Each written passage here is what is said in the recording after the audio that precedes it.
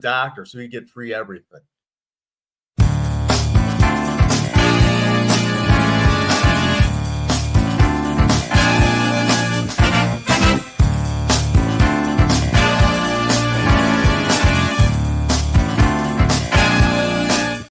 Whoops, wrong.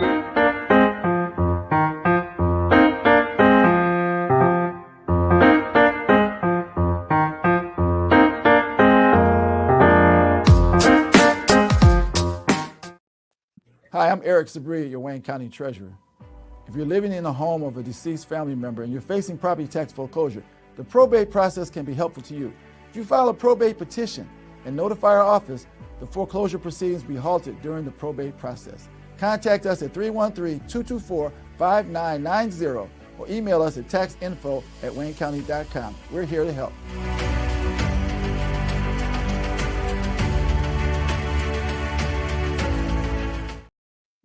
Good morning, everybody, and welcome to not only another episode of The Week That Was, but a new year. Happy New Year to everybody. Happy 2025. If you were confused about the change in music, so was I. I thought it was going to match our new sleazier outlook for the show, but apparently, alas, it's not to be. But if I was going to choose, then the intro music, it would have to be, if we're going sleazy, Night Train. Yeah. I don't know, something from a 70s sitcom sounds good to me. That was kind of like Mannix or something like that. I like that. I thought you were going to say Maud, Barb, but all right. Yeah. Mannix That's my works. personal theme song. Rocker Files had a great theme song. Rocker Files had a great one. And for those of you who, of course, did not experience the 70s, Sam, sorry about the references. Every one of these things is available on Nick at Night or microfiche at your local library. All right. Well, anyway, welcome back, everybody, to a new year, and thank you for joining us. I'm Saeed Khan, and joined, of course, by our great group of panelists that are going to take you through the week that was and review. We have joining us today former Axios reporter Sam Robinson, the author of the Substack's book, Detroit 1 Million, making an appearance back after a whole lot of absence. And filling out our troika of lawyers today, we have Mike Rataj, joining Steve Fishman and Joel Sklar. Bill Cycli, unfortunately, could not join us today. He's a bit under the weather. Get well soon, Bill, and get back into the saddle with us. We have labor and community activist Barb Ingalls, veteran journalist Nancy Derringer, and of course, what do we call you now? 60 degrees, Allan, because of where the brace is set?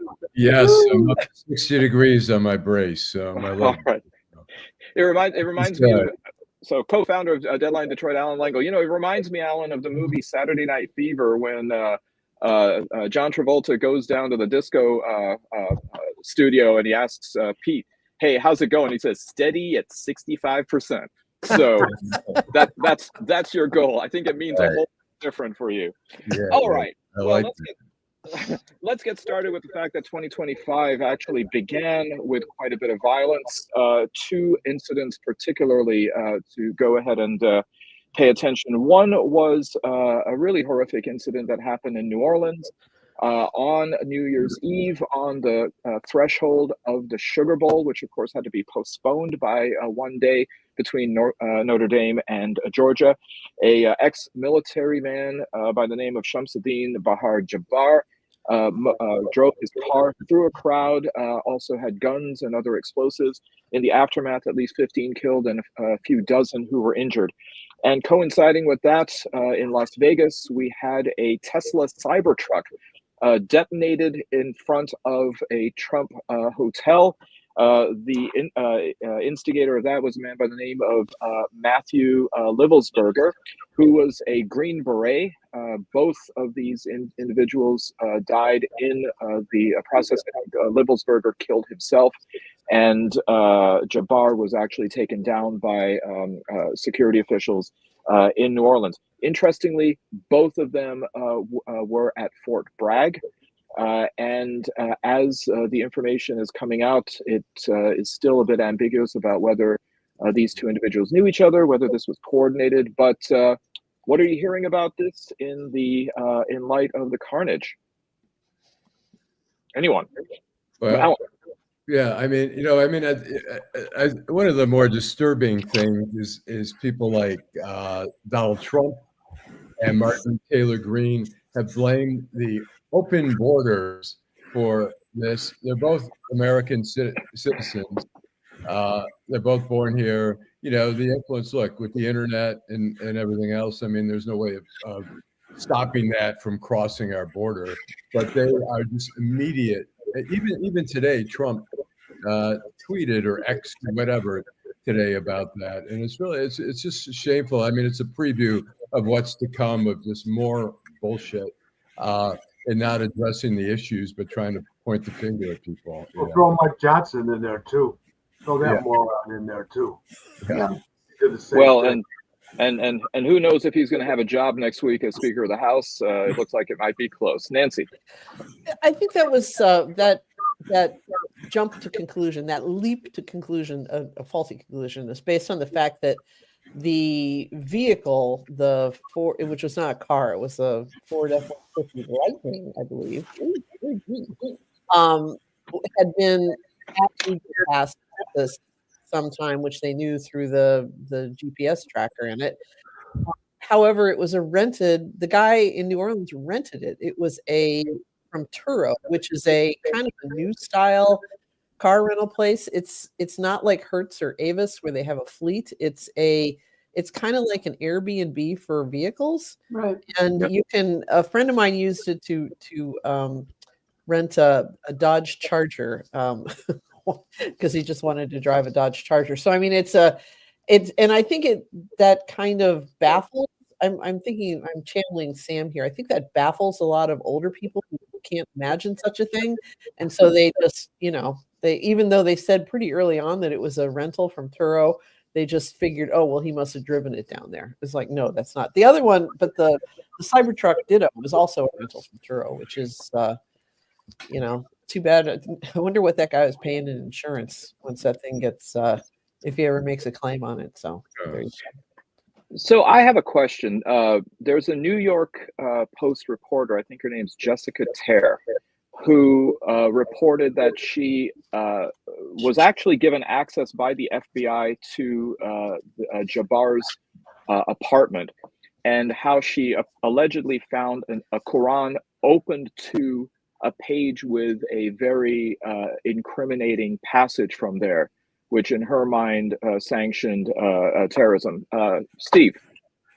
Well, I'd like Rat's opinion as to this too.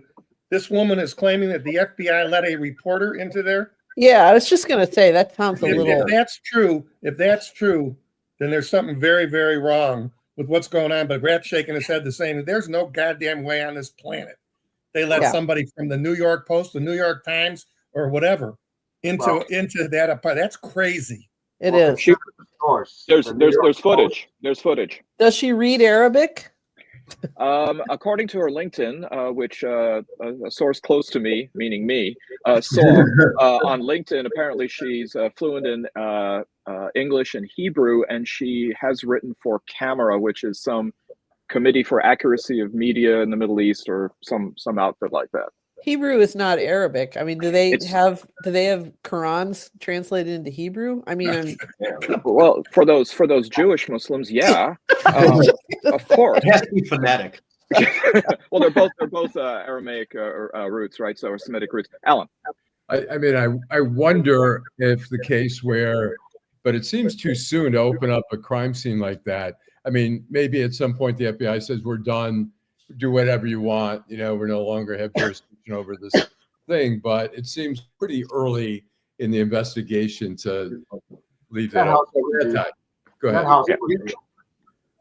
What I find interesting is that from what we're seeing, that both these people were Trump supporters, were more on the right than to the left. I understand one of them used a Biden picture for target practice, but they were both, from what I understand from family members, Trumpers, both on the right. And I think, that scares me a little bit too, that the right, I hope this isn't a trend.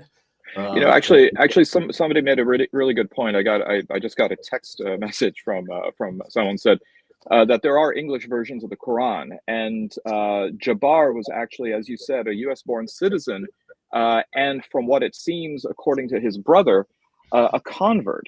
So his familiarity with Arabic may not have necessarily been required, nor that for the journalist as well. Yeah, So, that's a good point. Yeah, So. Barb. I just hold on. I mean, how does a reporter get into a crime scene like that? They don't. Just leaping through. I don't understand either. Well, why don't we ask Mannix or Jim Rockford? Because, So, Greatest just for the thing. record, the guy that was using the pictures of Biden as target practice was a guy named Brad Spafford from Pennsylvania, who was found with the largest 150 homemade bombs and the largest that they've ever seized. And that happened a couple weeks ago, but a guy named Brad, so there was no way to turn that into a illegal alien or a Muslim. So it got a lot less information, but he's the guy that was using the pictures of Biden for target practice. Yeah, that's right. It's That's hard to keep right. all these nutbags straight. So January 1st was a real hair raiser in the headlines department, because you had that story, you had the New Orleans thing, the Cybertruck, and of course Trump announcing that he was going to Jimmy Carter's funeral. So, you know. We just had a viewer saying that they're translating the Quran into French, which I believe has already been done. The Quran has actually also been translated into Klingon. So I have to, all these people pointing this out are right, and I should have considered that he might have been reading the Quran in English, and then she would have read it as well. But yeah, but I mean, I agree with you. I mean, and we're living in a climate of conspiracy theorists abound, and it seems as though this just really gives kindling to that whole process. Mm-hmm. About whether this is I've seen things on social media comparing this to the Reichstag fire, and all kinds of other references from the past. So. Can I just make jerk off motions here? I think that's jumping to conclusions. Is that semaphore, Nancy? I think that's jumping to conclusions, but that's well. You did mention that that President-elect Trump has said that he will be attending former President Carter's funeral. So Jimmy Carter, the last president fully in who served in the 20th century, passed away peacefully at the age of 100 in his beloved Plains, Georgia, population 576, now 575. Reflections. Sorry, I'm good at math. He was just too kind and gentle to be president in so many ways, and so bright, so cerebral, and had a true commitment to public service that we just don't see. I had a lot of admiration for Jimmy Carter, and he was up in a difficult time. The Iranian hostage crisis was awful. I was in college then, and I remember it weighing on everybody. But he was a kind, gentle, decent human being. People should aspire, to be. Quite frankly, other presidents should aspire to be like him. He never forgot his place. He remained humble. He remained a decent man. He remained a loving husband, devoted. There's a lot. Jimmy Carter was a good man, and we may not see the likes of him in the presidency again for some time. He was a decent human being. Well, that's absolutely right. And what you're saying, though, is something that people have been saying about Carter for some time based on his work with Habitat for Humanity and so forth. But I heard a podcast about 1970s inflation, which was insane. I mean, you were in college at the time. I was just starting my career. And I remember reading about the prime rate, being something like 20%. It was just insane. And it was about how Carter needed a Fed chairman, and Paul Volcker came to him and said, you want to stop this? We can do it, but it's not going to be pretty. And he began to, and Carter said, do it. It's like the pain of inflation affects everyone. The cure for inflation, which is to jack up interest rates, is going to affect business more. But I mean, we need to take care of this. So he essentially signed his own one-term death warrant by doing this, because It made him. It tipped the economy into recession. It made him very unpopular. So I mean, the one and the other thing, he was also the president who appeared in a cardigan sweater and told people, that our resources were not infinite, that they should consider turning their thermostat down in what was a very grim winter, and put on a sweater, which in that case, he was channeling my father, because that's just the way my friends referred to our house as the meat locker. So, I mean, it wasn't just that he was a good ex-president and a good Christian, doing his good works and traveling around the world and promoting public health and so forth. He was a president who was willing to do stuff that presidents just aren't willing to do anymore, which is speak hard truths and tell people, what they didn't want to hear. So, and before we get off this topic, have I told the Berry Gordy, Jimmy Carter connection story here before? No, go ahead. Oh my God. I can't believe that more people don't know this. I know this, but go ahead. That's because you didn't put it in your article, Nancy. Berry Gordy Jr., the founder of Motown Records, is second cousins to I think it's second cousin once removed, but to Jimmy Carter. Everybody remembers Ms. Lillian, his mother, who went by Ms. Lillian. Okay.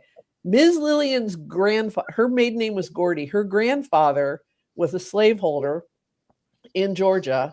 And like a lot of slaveholders of the time, he had a second set of children with one of the women that who was enslaved on his farm or whatever he had at the time. And Berry Gordy is descended from that line. And so the idea that these two men, who both were so influential and so well known in the 20th century, of different races, were that closely related, it just blows my mind. And the fact that I only learned about this about 5 years ago when I read it in some interview with a writer, I can't believe it. So didn't it come up on that Henry Louis Gates show where they do the genealogy? I can't think of what it's like Finding Your Roots. I know what you're talking Finding about. Your Roots. Finding Your Roots. But I never watched it. I learned it somewhere else. But it was just like, whoa. So anyway. Right. Alan. I think, he certainly had some shortcomings, and, the inflation was high, unemployment was high, all that kind of stuff. But he did, I think people sometimes forget about the brokering of peace between Egypt and Israel. Mm-hmm. At the same time, I was reading some of the Israeli press, and there was positive things said about him, but there were also things where he became, in later years, he became a critic of Israel and Palestinian issue. And so not all the Jewish people embraced him on that, but all in all, I mean, he was a humanitarian. I mean, you can't argue with that. The eradication of the guinea worm. The guinea worm. That's huge. That's huge. I think there's 7 cases left in the entire world, or maybe even less than that, because of Carter's efforts. He was the first president I voted for. I've walked with my father to the polls. Yeah, me too. And it's what a life. Sam, I'm guessing you didn't vote for him. No. What we're going to remember Jimmy Carter for is what you just mentioned. He's going to be the last president to ever be critical of Israel in the way that he was. So. Yeah. He was also the first American president to be born in a hospital. I just heard this at a party the other night. I'm like, what? Really? Yeah. But, The rest were all born in mangers, don't you know? The American exceptionalism. Yeah. I mean, JFK must have been born in in the guest suite at Hyannisport or something. I don't know. And on the compound. Well, speaking of presidents, I guess now is a time for retrospection for our outgoing president, Joe Biden, who in an interview said that he regrets withdrawing from the 2024 race. And he claims that he would have beaten Trump if he had stayed in and if it wasn't for all those meddling Democrats who forced him out. So, thoughts about that? Do you think that tarnishes his legacy by making that kind of thing? Yeah, how so, Mike? I mean, look, we're in this situation because of Biden. They should have went to him 4 years ago and saying, we know that this moron Trump is going to run again. You're too fucking old. Okay, we need to get you need to be a one-term president, and we need to have a primary, okay, and let the American people see, the Democrats fighting it out. And then we probably wouldn't be in this fucking mess that we're going to be in the next 4 years with this piece of shit. So I blame Joe Biden for where we're at right now. Well, he also threw his Attorney General Merrick Garland under the bus faster than I think Trump did any of his attorneys general. By saying that he dragged his feet too much. They should have fired him. He should have been fired. He should have been fired. What are you doing? Okay. Yep. So Alan. Yep. I mean, I don't argue with Mike that he should have been fired, but I think he came in with the idea he wanted to tamp down all the politics from the previous administration, that they wanted to be just straight and narrow. He wasn't going to go after Trump until the January 6th committee basically laid out all the evidence for indictments. And then he had no choice. I mean, they would be remiss. At the same time that they were doing their thing. I agree. Okay? I agree. I mean, end of story. Yeah. Okay. Steve. It's a no-brainer. The guy tried to overthrow the fucking government. Okay. Steve, you're on mute. Fishman, you're on mute. Well, unmute him. He muted himself. Oh, okay. I agree with Rat 100%. I don't know what Biden was thinking about to appoint a guy like that as the Attorney General. The guy, cautious is not a strong enough word to describe what he did. And quite frankly, what he did was he enabled this guy really to run again, because if he'd have brought charges, or if Jack Smith had been the Attorney General, let's say, for instance, then maybe 6 months later, you'd have been in court, boom, boom, boom, and something would have happened. You wouldn't wind up with that trial in New York as the only jury trial, which is insane. You want a jury trial, have the one in Florida. And then when Smith brings the case, he brings it down there, and he gets stuck with that genius of a judge down there. But Garland's appointment to me was insane. And I think it was consistent with what Biden was living in the past from the day he started. And then he obviously was living in the past. Nancy made him her Schmuck of the Year. And I second that motion after you left last week. He was just the wrong guy at the wrong time. He was the right guy in 2020. But just like Rat said, if he'd have announced the next day, I'm a one-term president, let's see what happens, maybe we wouldn't be here today. He reminds me of an old publisher that I used to work for, who just dreamed of the day that bipartisanship would miraculously return to. If anybody watched Biden's speech before the Sugar Bowl, I barely understand what the hell he was saying. I mean, this guy has no business speaking in public anymore. It's embarrassing. I mean, I could understand what the hell he was talking about.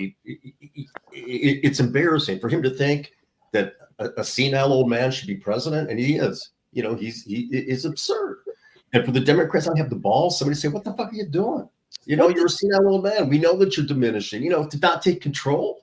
It's ego. It's ego of Biden. It's ego of those around him. Nobody else gives a shit about the public. You want to know what's interesting on my end is I see a lot of the same things that the Democrats sort of, wait your turn and you'll get there one day, bucko. Right. Wait your turn. I see a lot of that in newsrooms. It's this bad gerontocracy where people fail upwards and are rewarded for it. Not fair. Yeah, you're right. Hey, this isn't right. And the people that say, hey, this isn't right are attacking the untalented. That's what I see. No, I think you're right. You're absolutely right. That's why there's stagnation. Is because of that, because we're protecting what we know. You know more than you know about the world. I don't know shit about the world anymore. Sam, you're the one. My son is the one. It's just true. You see the world differently because you grew up with so many different things around you and variables. And I agree with you that there are people my age, our generation, the boomers. Joel, Steve's got a flip phone, so tread lightly. There it is. There it is. Well, and still listening to the temptation is, despite Nancy's protestations to the contrary, that I should listen to this garbage. He's never going to let you live that down. Never. Hey, Steve, how does it work without the coil wire? But on that point, Alan, it seems as though President Biden did hand out some rewards to certain people. So I think you got a video about that.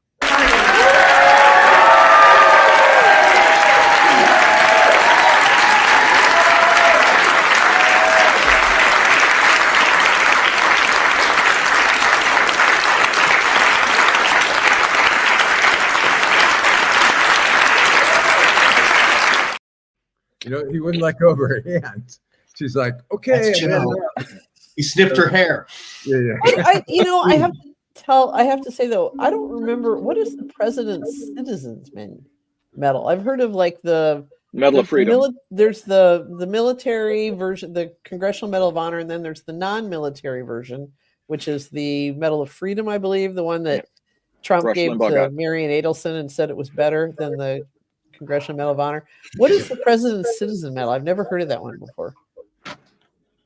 Yeah, I mean it's new to me. By the way, Steve, you were mentioning Trump's case in New York. A federal appeals court has upheld the $5 million award that the jury had awarded E. Jean Carroll in the sex abuse verdict. That's not the case I meant. I'm talking about the criminal case in New York. Okay. That never should have been a case that was brought because of the nature of the case. The other two cases, January the 6th and then stealing the documents, those were the cases that needed to be brought. And a jury would have convicted him in 15 minutes. But you had to have the case brought, and you had to do it earlier. Did I just hear the Ramones in the background? That's my ringtone. Sorry. Oh, that's awesome. No, I mean, hey ho, let's go.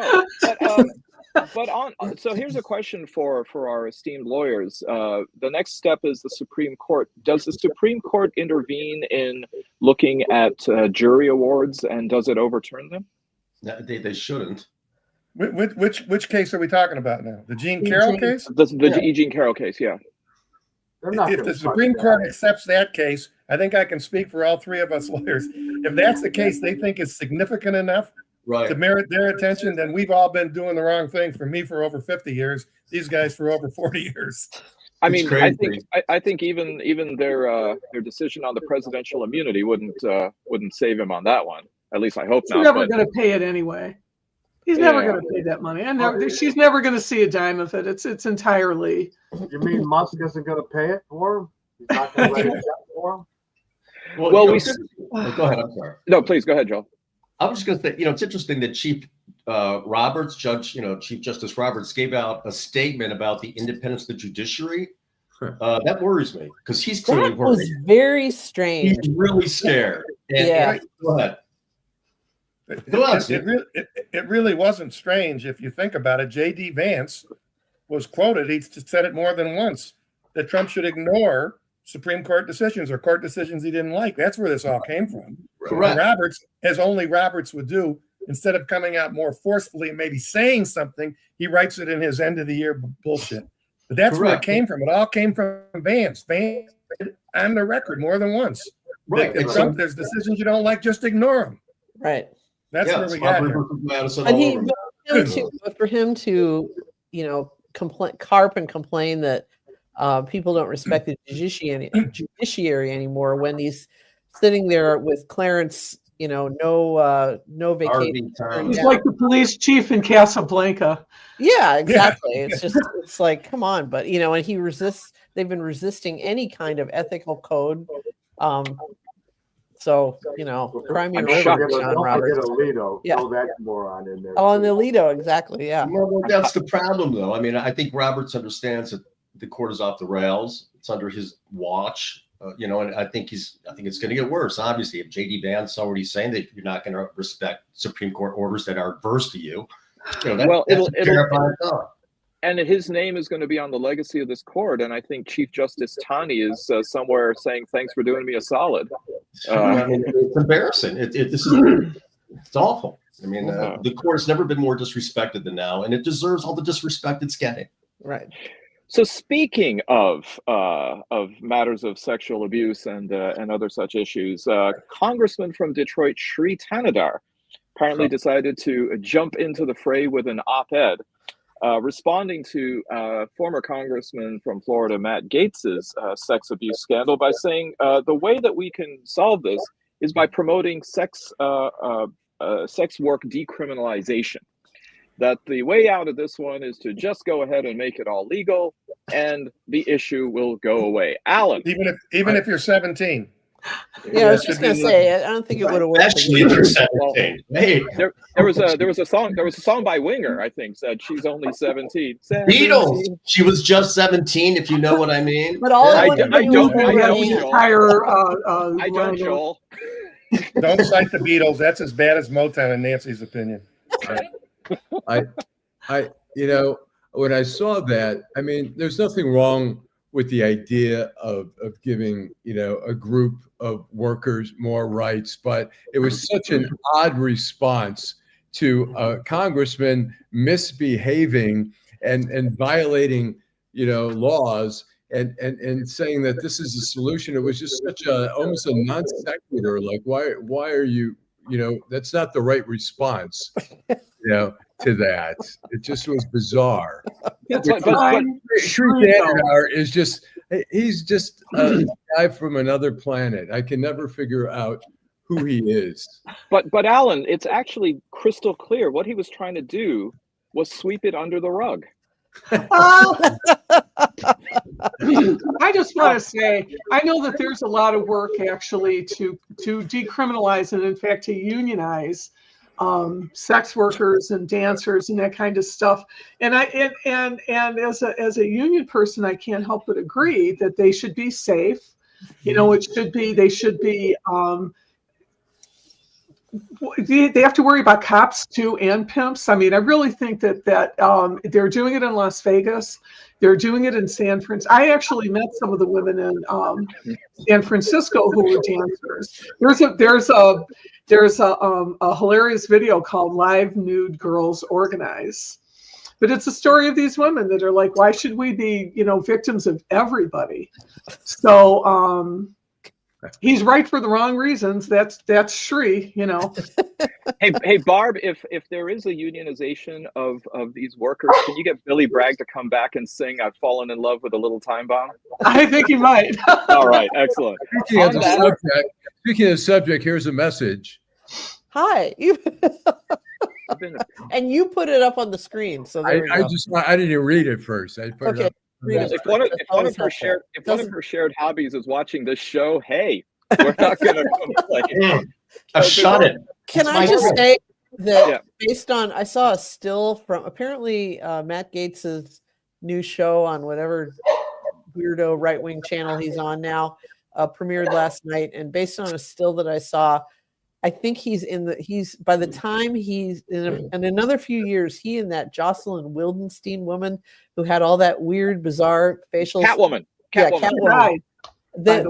Those two are going to be. He's going to be competing for her title. I mean, he looked like Wayne Newton last night. I mean, you know, the black hair and everything else. Like Butthead from Beavis and Butthead. He looks just like Butthead. He looks like Butthead, but Butthead like was a teenage boy, and he's like, you know, in his pushing 40 or something, and he looks. Oh my God. That's Beavis. No, That's Beavis. That's Beavis. There you go. There's Bud. Oh yeah, there we go. Yeah. So Allan, before we go to commercial, I mean, we do have to still consider that we have just come out of 2024, and I think you've got some video on CNN's commemoration of this. Yes. Does anyone want a shot? Would you like me to start? Yes. No. Tequila. Yes. Yes. Yeah, All right. No, You have those Roy. shot glasses. No, I don't. Keep talking, and I you're do. gonna I got have the to. shit. The last black man to drink on this network got fired. I'm gonna keep it with water for right now. That was the funniest thing I've ever seen. I never saw that before. That was awesome. Yeah. Barb, they drink more than Kathy Lee and Hoda coffee. So, Allan, let's go to. Who I've never seen. Okay. They tried to ignore it. Okay. Hi, I'm Eric Sabri, your Wayne County Treasurer.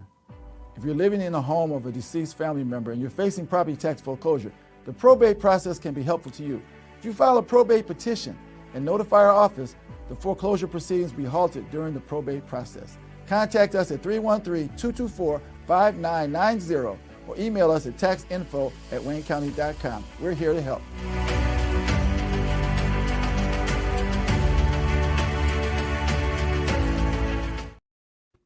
Okay, well, it seems to be a huge issue, as it has been. In fact, also these false charges that the New Orleans assailant was allegedly someone who made it across the border, which he was not. He was from Beaumont, Texas.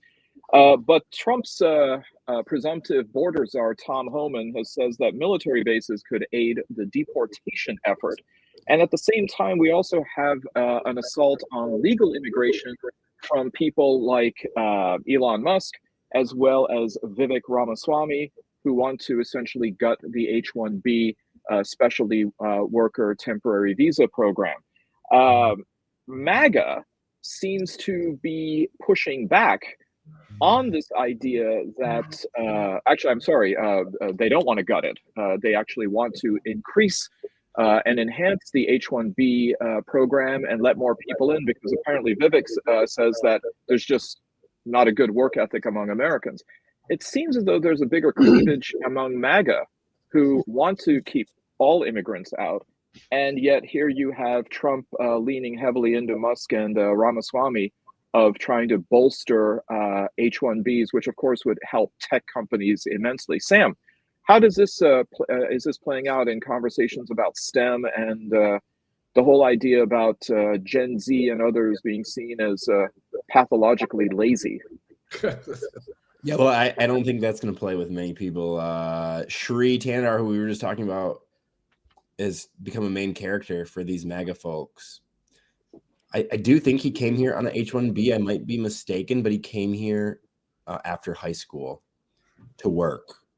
I don't know if it was the same. I don't think he would have come in on an H-1B. Maybe he came in on an F-1 for no, that's agricultural. I don't know if he did any of that or seasonal work. But I mean, the idea that he probably came in on an F-1 student visa for higher education and then kind of went to an H-1B from there. He talked about it with me in text message. He says he's going to call me today. I don't know how he's going to do that when he's like, getting, doing his oath right now. But he offered, offered an olive branch to Vivek and Elon. Actually, offered to work with them on this issue. Said it was encouraging that they're, supportive of it. We see now Bernie Sanders coming out today and saying that's not good. So, do you think, Sam, that has anything to do with one of the largest sectors of H-1Bs coming from India, especially in IT? It has everything to do. I mean, this issue hits Shri personally. He knows dozens of people who have taken advantage of this program. Yeah. Okay, Barb. So, there's a lot of problems with this. One of them is that if you come through on one of those visas and you work for a company, you have no rights. And they say you have this, you have that, you get a minimum wage and stuff. But in reality, if you know anybody that's come in on that, it's not entirely true. And if they try to fight back, out of the country they go. If they try to unionize, they're gone. I have friends that work for a company in Troy that was, they did tech and they did graphic design and they did websites and stuff. And they bought a house. And this is just one example. They bought a house. You came through on that visa. You lived in the house. You had to pay rent. They took money for insurance. They would pay for insurance for your car. You had to pay it all back. You ended up at the end of that with a little less than $500 on your paycheck. And then anytime they wanted to, they pulled the rug out from under you. And it's almost like human trafficking. It is exactly. It's indentured servitude. Right. And it's a great program on paper, but it's not a great program for everybody. And I think that this is what we have to watch for. But that's exactly what Elon Musk wants. Are obedient workers that he can just throw away when he's done with them. Well, the thing is, Barb, I mean, that the H-1B encompasses a whole lot of different occupations, including people who come here for medical residency, scholars and all. But unfortunately, it has become almost completely monopolized by big tech. And for the reason that you said, it's becoming almost like a puppy mill. So, Nancy. I think we should also talk about the H-2B visa, which is the one that's for like seasonal workers, certain agricultural workers. If you go to Mackinac Island, you're almost sure, or Cedar Point, you're almost sure to be waited on by somebody who's, up and down the East Coast. Yeah, Sergey or something. The biggest employer for that is Disney, actually, Nancy. Yeah. Disney, yeah, exactly. Yeah. And it's funny because when I was that age, those jobs used to be filled by people like me. I mean, kids who wanted to spend a summer on Mackinac Island or at Cedar Point or whatever. But with the baby bust, there's just aren't enough workers anymore. And so, was this Nancy back when you look like, I don't know, Alan? Do you have that picture? That was in Michigan, but anyway, yeah, thank you. There All you right, go. good. Okay.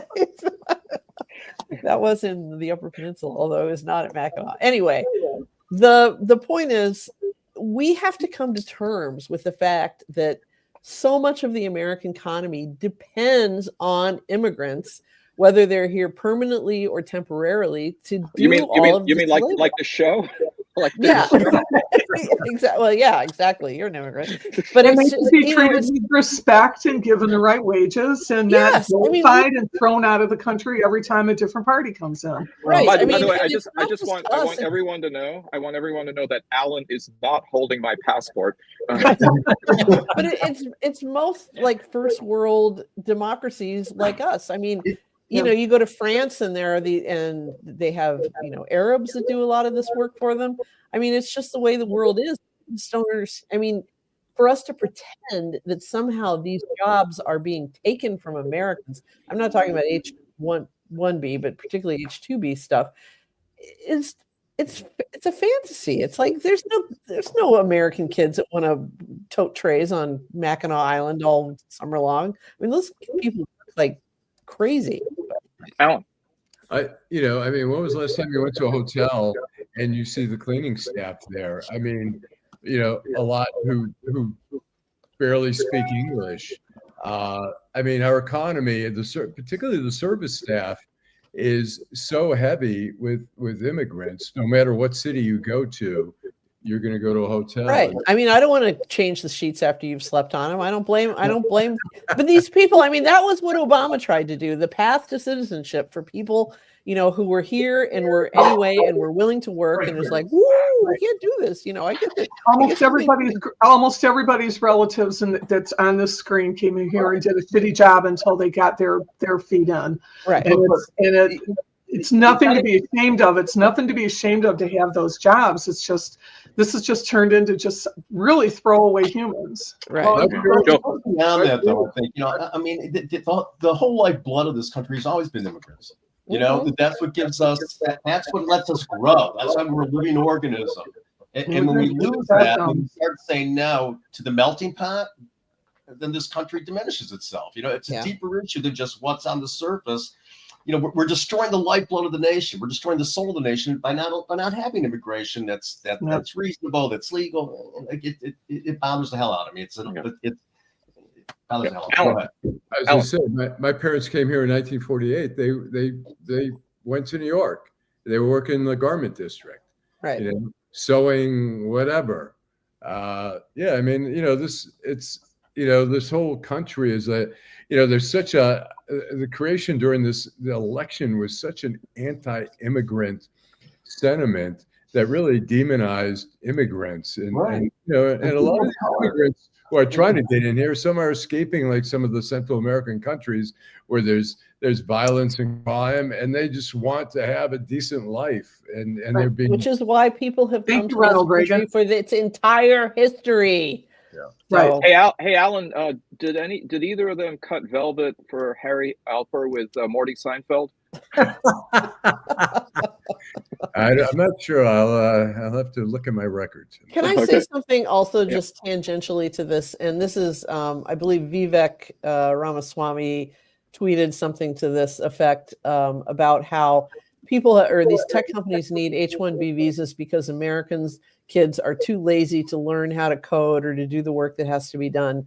And then he mentioned, you know, we need to have more Saturday school and less chillin' and all this other stuff. More Kumon. More Kumon, exactly. So first of all, fuck that guy. He is a Brahmin. Okay, he's from the highest caste in India. His mother was I know he's got two doctors in his parents. One's a medical doctor, another's, I believe, some kind of PhD.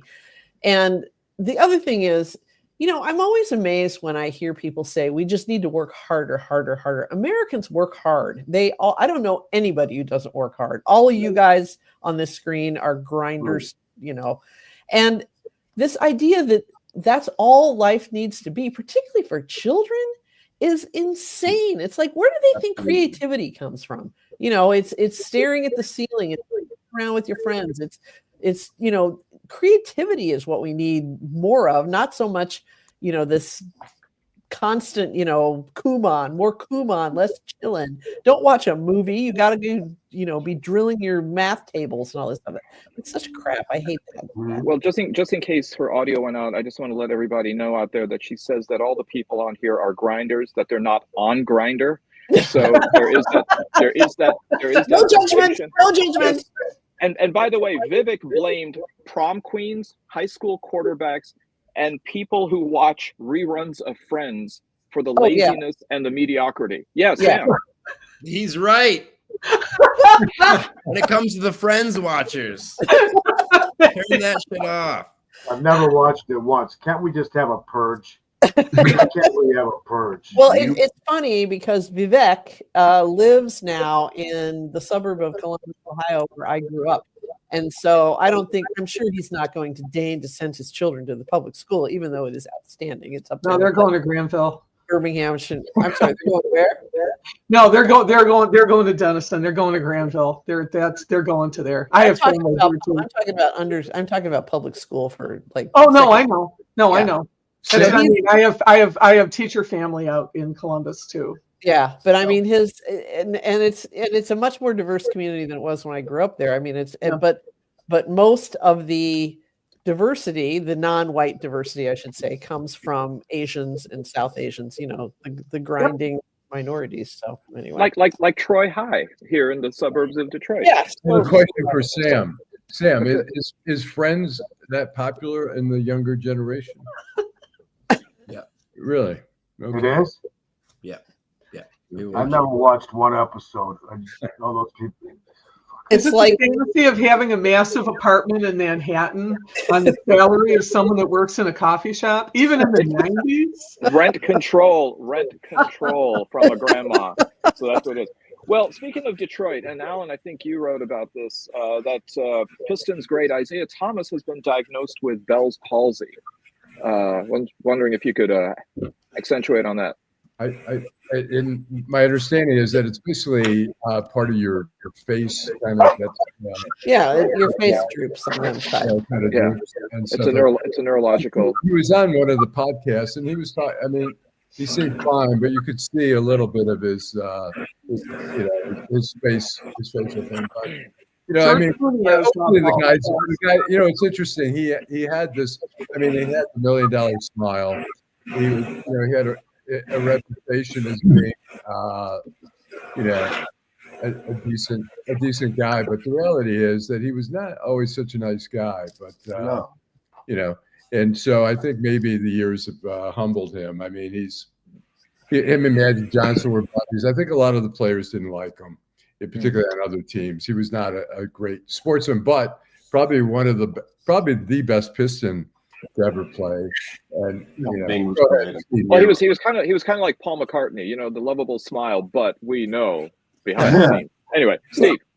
I am telling you, I've told you guys 100 times, most of the greatest players are just like that. That's why they become great players. There's very few great players that are beloved by everybody else. What puts those guys on that higher level, particularly in basketball, is that they have the ability to do whatever they need to do. They don't give a shit who doesn't like it. Him and Irvin got along great until they didn't get along great.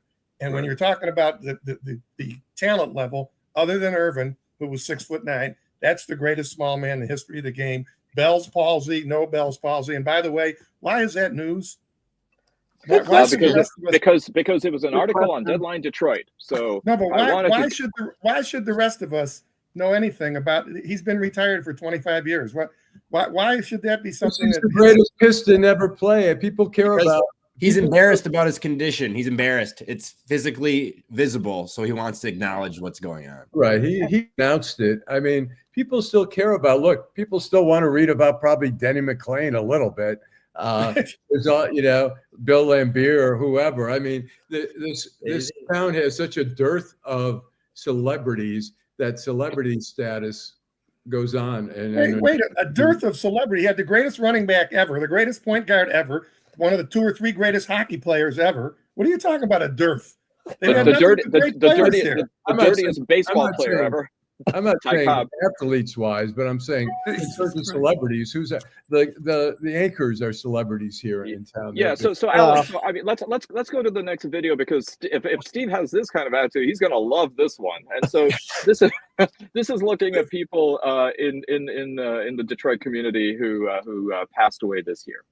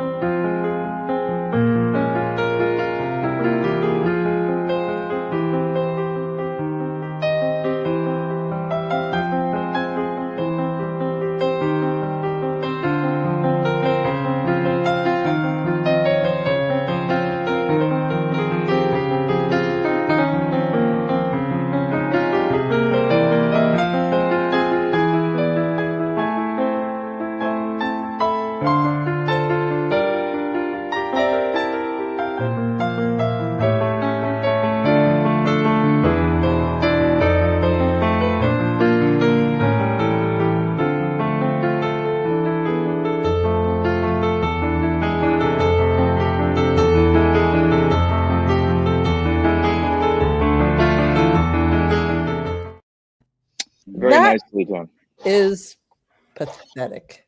Those people were celebrities. The founder of Holiday Market, a Blue Cross executive. Hey, you ever been there? Great market. But it's like, I mean, when you say a dearth of celebrities, I mean that video. I mean, those are all fine people. I'm sure. It was meant to be also local people. Yeah, but that shows the dearth of celebrities. No, Nancy, I think what it shows is that if you want better celebrities, you're gonna have to go out there and kill them yourself to make the video real. You know, everybody in Royal Oak went to Tom Violante's funeral. I got to say that was really good. Okay. Yeah. All right. I'm not the native. You guys are sort of a forerunner to Whole Foods. Really. So let's go around the horn on two things. First one is predictions for this year. What do you think is going to be the big story, Mike? You're on mute, Mike. Whoops. Here, let me unmute. All right, go ahead. Me? Yeah. I have no fucking idea. Okay. I mean, really, I don't have a crystal ball in front of me. All I can tell you is that I'm sure Trump is going to fuck this whole thing up and his minions, but stay tuned. I mean, are we still going to have a democracy at the end of 4 years? I don't know. But what's the big story going to be? Who the hell knows? I don't know. Christmas is past, and so I can't be your secret Santa. But for Tet, I'm getting you a magic 8-ball. Please do, because maybe I'd be a millionaire. I could tell people's fortunes. Okay, Joel, your prediction. The shocking story is going to be J.D. Vance transitioning to go along with his makeup and his rouge. He's going to transition, and it's going to be the biggest story 2025, and he'll be embraced. So that is my prediction. J.D. Vance transitions. Whether he goes the whole distance, I don't know. But I think with some hormonal therapy and have luscious breasts. So I think he's going to, that's my prediction. Vivid. Yeah. Absolutely vivid. Okay, Sam. My prediction is one of the gubernatorial candidates that does not is unsuccessful in their attempt to run for governor is going to have an absolute crash out and never hold office again afterward. I do think this is going to be of our lifetime, the most mudslinging, the most. These people are angry at each other and their friends and families. These people are very close. None of them like each other, really. So, are we talking about the Democrats or the Republicans? I'm talking about the Democrats. Yeah, I'm talking about the Democrats. Probably. Who are you thinking about? Do you have someone in mind? With who? Well, when you say somebody's gonna. I don't know. It could be Duggan realizes that he should have ran as independent. Garland is going to realize he's not going to get elected to anything. And then Jocelyn Benson, I mean, what does she do if she loses to Duggan in the general? Oh, God. Oosh. All right. Barb. Wait, I have to wipe the tear from my eye thinking about how bad that's going to be. I think we're going to see Republican. I think we're going to see the Musk versus MAGA thing just get worse and worse and worse, and interfere with any kind of movement in the federal government. I think that it's going to. I think it's going to be sit back and eat popcorn if you can afford it. I think I'm worried, and I am genuinely worried about Tom Inhuman and the concentration camps that he wants to build in Texas to separate children from their parents that are coming up from Central America and Mexico. Not Mexico anymore, but Central America. Fish. I think the story of the year are going to be more of these random acts of violence, mass violent acts involving whether it's going to be vehicles or AK-47s or whatever. We're seeing it more and more. It's becoming more and more kind of, oh, yeah, it happened in New Orleans. Oh, it happened in wherever. And one of these days it's going to happen, I don't know, down the street. I tell people in the gym, I wouldn't be surprised if someone walked in there and started opening fire on all of us. I think it's that crazy. And I think the more you see of it, the more it's all over social media. I just think that the possibilities are going to increase over the year. And I think we're going to see more and more horrific things. That's not a very optimistic way to look at the thing, but it's kind of the way I see things as we are now. Mm-hmm. And John Roberts, by the way, whining and complaining, we can thank him also for his Heller decision, saying everybody has a pistol, like Gil Scott-Heron sang about in the 80s. Yeah. I thought it was Oprah when she says, and you get one, and you get one. Nancy. I think it's going to be the clear yet quiet shoving aside of Donald Trump by his own faction. I think J.D. Vance, Peter Thiel, Elon Musk, and the rest of the would-be oligarchs of the United States are going to simply start patting him on the head and saying, "That's nice, Grandpa. Let's get you to bed," and Trump will be increasingly senile and out to lunch. He'll be like Joe Biden. He'll be tweeting and blah blah blah. But essentially, they'll just be quiet. He'll keep the job, but nobody will be paying attention to him. At least not people who get shit done. They'll lock him in a room and play YMCA all day. Yeah, exactly. All right, Alan, I know that's not your prediction. You got separate. Yeah, I think obviously the Trump administration, it's going to be a shit show, but I think also the Middle East is going to be a big story. I think with Iran, it's going to be with Trump coming in, with Israel wanting to go after Iran, with the U.S. Joe Biden had put out something saying if Iran makes some moves, there's a plan to attack Iran. I think Iran, there's going to be a refiguration of Iran. Hopefully the Gaza war. I mean, if anything Trump does, if hopefully some influence he can put on Netanyahu to end the war in Gaza, I think the whole Middle East is going to kind of be reshuffled a little bit. I think Saudi Arabia is going to, if that happens, maybe Saudi Arabia will have some role with Israel potentially. But, Netanyahu also has to, if he gets out of power, I think that would be opening the door for possible progress in the Middle East. But so I think the Middle East is going to be a big story, and Ukraine. Yeah. All right. I think my prediction for this year is going to be that there's going to be the rise of the right, not only in America, but in Canada, in Germany. There are some consequential elections coming up. And the traditional left is going to do nothing about it. Yep. I think that they've already decided to capitulate and look like a simulacrum of the right. So, Sam, you had a smile. I thought you were going to add something to that. I mean, they're giving Liz Cheney Medal of Freedom, so I mean, they might as well. Republicans are the Democrats now. Citizens medal, but yes, right. Well, I think it would have taken too long to etch her face on Devil's Tower in Wyoming. So, what are you going to do? All right, Alan. I think we can go to our last segment now. Downtown Detroit, Robert Wells, Schmuck of the Week. Okay, we're back to the Schmuck time. Let's start with you, Sam. Wait, you're muted. Oh, wow. There we go. There you go. Yeah, I want to give my schmuck of the week to Detroit Pistons former head basketball coach Monty Williams. Stole all of Tom Gores' money, which actually thanks Monty for doing that. But Jaden Ivey, he is a young man, 24, 5 years old. He just broke his tibia last night, was playing out of his mind this past 2 months of the year. Pistons have been winning basketball games. I think they have like 14 or 15 wins this year compared to 17 losses. But hey, they only had 14 or 15 wins all of last season. And he broke his leg last night, 2 nights ago. So he's going to be out for the year. And Monty, poor Monty, who was here last year, he didn't want to be the coach of the Pistons last year, did not play this young man, Jaden Ivey, for who knows what the hell reason. And now he's got out for the year because he broke his tibia. So schmuck of the week, Monty Williams, going back into that is a good one. Okay, Barb. Elon Musk opening his mouth. He thinks that C-sections make human brains bigger because the baby doesn't pass through the birth canal. That's not constricting growth. Wow.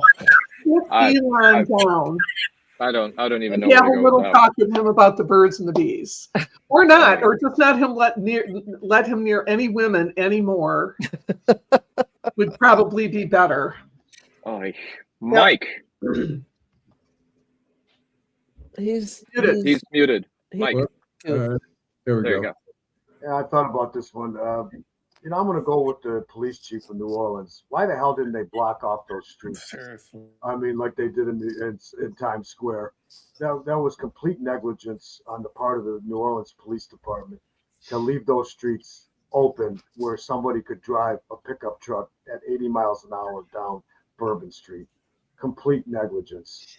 They should have had big trucks out there, garbage trucks, just like they had in Times Square New Year's Eve. That would have never happened if the police chief would have had her head out of her ass. Well, it might be infectious, Mike, because apparently the mayor of New Orleans, Jeff Landry, is getting flack because a few hours later he was photographed outside a steakhouse. Thumbs up. So there you go. Yeah, there you go. Fish. Mine is a guy by the name of Patrick Egan. He's an ex-Marine and he's a member of, in his mind at least, Trump's America. And in Colorado, he followed a reporter for 40 miles through Colorado, berating him regarding his Pacific Islander heritage. And when he finally got to where the guy's station was, he leaped out of the vehicle and he was choking him. He pummeled him and choked him, all the while telling him what an asshole he was because he was a Pacific Islander. Luckily, there were some other people around that kept him from strangling him, literally. But I'd say that Patrick Egan must not have a whole hell of a lot to do, number one, and he's the racist fuck, number two. So he's my schmuck of the week. 40 miles. 40 miles he followed him. How did he follow him, berating him the whole time? And was he? No, not berating him the whole time. I'm sorry, but he followed him. No, he would pull up next to him and yell at him too. Oh, okay. Didn't he say this is Trump's world now? Yeah. Jesus. Trump's world. We can't have you around here. That beats my record. I mean, I remember being next to somebody for 5 miles saying, "Pardon me, do you have any Grey Poupon?" Okay, Nancy. The scolds at Lake Superior State University, who once again have released their stupid list of banned and banished words that we don't want anybody to use anymore. And I mean, I'm not a big fan of a lot of those words. A couple of them, I don't even know what they mean. But the English language is an evolving instrument. It is infinitely. You can express yourself in so many different ways. We don't need these little blue noses up in the frozen ass Upper Peninsula lecturing the rest of us about it. I do notice that about the only newspapers that still pick that one up off the wires are the ones in Michigan because nobody cares anymore. So Well, I mean, they did ban Skibbity, which I was Skibbity, that's another one. That's one I don't even know what it means. I have to like call Sam and ask him what Skibbity means. But, so there you go. Joel. Mine is Justice Roberts, who continues to contribute to the deterioration of democracy. You know, the judiciary is flawed significantly. You know, once we lose faith in the judiciary, at least this is my belief, and one reason I became a lawyer is we lose our compass, man. The judiciary is got to be our rock, and if it's not our rock, we're just unmoored. And that's where I think we're going, quite frankly, is we have all the perfect storm to destroy what we built for, you know, this democracy has been. We got a weak court, weak chief justice, an insane fucking president, you know, a Congress that will bend to his will, from what I can see. This is a real dangerous time, and Chief Justice Roberts has not done his end, has not maintained the independence of the judiciary, has not taken any action against Clarence Thomas for what's obviously complete corruption. God knows what the other justices are doing. It's a very disturbing time, and I think that rot is just going to expand, and I hold Chief Justice Roberts accountable for what's happening in the court. Okay. So Nancy, cringe game changer era dropped. If you know, you know. Sorry, not sorry. Skibbity 100% utilize and period. Ohio. That's another one. Oh, Ohio. Okay, got that. All right, Allan. I'm going to go, as I mentioned earlier, Marjorie Taylor Greene, who immediately after the shooting, the killings, the mass killings down in New Orleans, said this is a result of the Biden's open borders, without really any information. And, you know, people like her are really, it's such a disgrace that she sits in Congress. She's not the first disgraceful person, but she carries on a tradition of disgraceful people to occupy one of those seats, you know. All right. Well, my schmuck of the week is, and I'm just going to go ahead and say this. I said I would never do this, and I would really hope no one would ever want me to do this. But the schmuck of the week is Iris Kulov, 44 years old, who was an Uzbek zookeeper. And he decided to enter the cage with the lions in order to impress his girlfriend. And was filming it when he kept the camera on him when the lions actually attacked and ate him alive at the Parkant, Uzbekistan Zoo. Wow. So, yeah, Iris Kulov. I know you took one for the lions, but I'm not sure that kind of fandom was really what they had in mind. Darwinian. Yeah. So, yeah. Now the girlfriend is Darwin's zookeeper. Yeah. Now she's probably just really hung up on lions. But yeah, Iris Kulov, you're my schmuck of the week. You guys just go out and compete. I can't even put it into words, man. I cannot put it into words. I love the hell out of you guys. I love the hell out of you guys. There you go. Which now we realize that speech was written by the now former girlfriend of Iris Kulov, addressing said lions in the zoo. Thanks everybody for tuning in. Thanks for bringing in the new year with us. I hope your new year and 2025 is going to be very successful, very healthy, and very happy for you. He's already gone. Shit. Yeah. Thank you, Steve Fishman. Maybe I triggered him with the lions thing or zoos. Thank you, Sam Robinson. Thank you, Mike Rataj. Great to see you back. Thank you, Joel Sklar. Thank you, Barb Ingalls. Thank you, Nancy Derringer. And thank you, and with the last word always, Allan Lengel. Drive home safe. Thanks, everybody. Have a great week.